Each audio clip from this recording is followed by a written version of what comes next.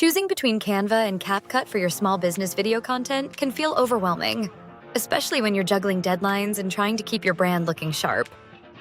Both tools offer free plans and affordable upgrades, but the right choice depends on how you create your content. If your videos start with branded graphics, templates, or blog posts, Canva is a natural fit.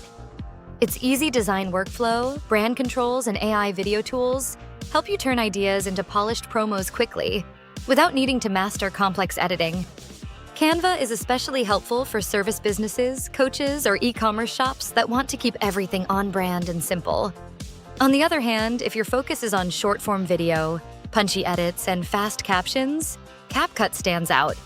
Its timeline tools, auto captions, and motion features make it ideal for social clips, reels, and YouTube shorts. CapCut gives you more editing control and helps your videos feel dynamic, even if you're working with AI visuals or stock footage. While Canva excels at consistency and branding, CapCut is better for speed and editing depth. Many small businesses actually use both: Canva for creating assets, then CapCut for final edits. This combo saves time and keeps your content looking professional.